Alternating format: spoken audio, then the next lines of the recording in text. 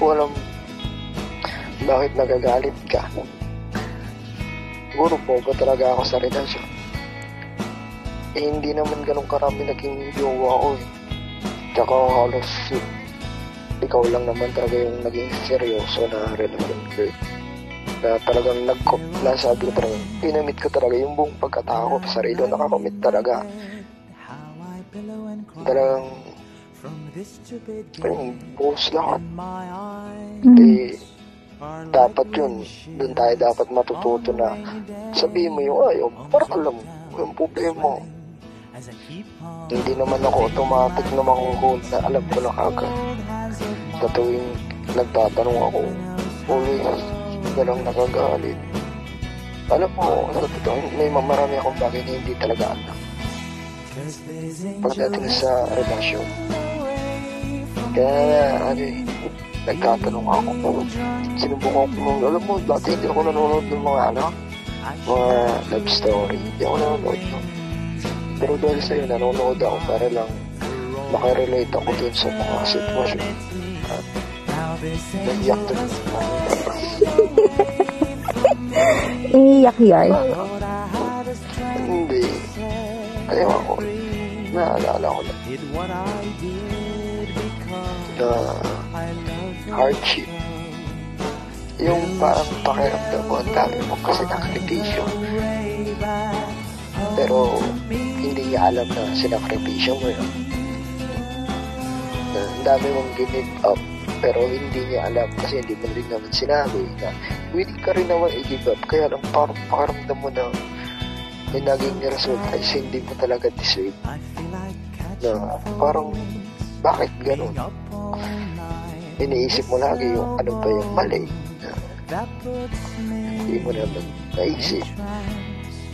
Kasi kahit anong isip ko, ano ba talaga yung ginawa ko? Oo, kulang. Pero hindi siya mali. Wala talaga akong maling ginawa. Iniisip ko lang, wala akong ginawang mali. Kulang, oo. Pero kung hindi siguro sapat na dahilan yun para maging ganun yung treatment na ibalik sa'yo. Hindi ko alam. Tinanggap namin ang buong mo, di ba? Hindi ko alam mo, sobrang bigat talaga ng dibdib ko sa'yo, sa mga nandog ko sa'yo. Sa totoo lang. Kasi sa tuwing-tuwing na nag-aaway tayo na gano'n, never mong naging okay tayo na mag-usap. Kapag tinatanong ko ano ba ang problema, never mong sinabi ng diretso kung ano ba talaga.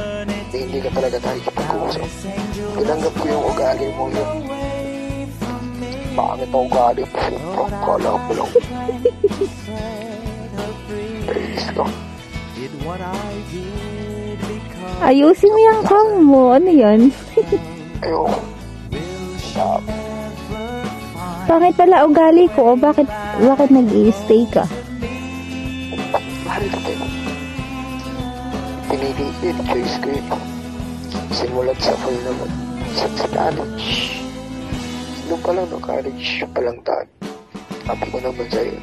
Talagang ayaw ko na lang ka. Talagang choice ko na talaga yan.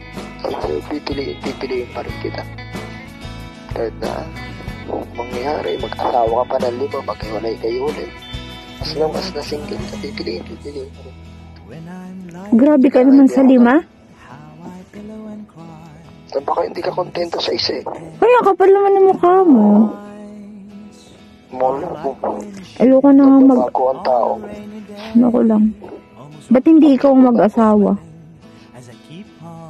Hindi pa nga pwede kasi hindi ko pa kayang makita ka na kasama yung iba. Mas okay nga yan na ikaw yung mag-aasawang una.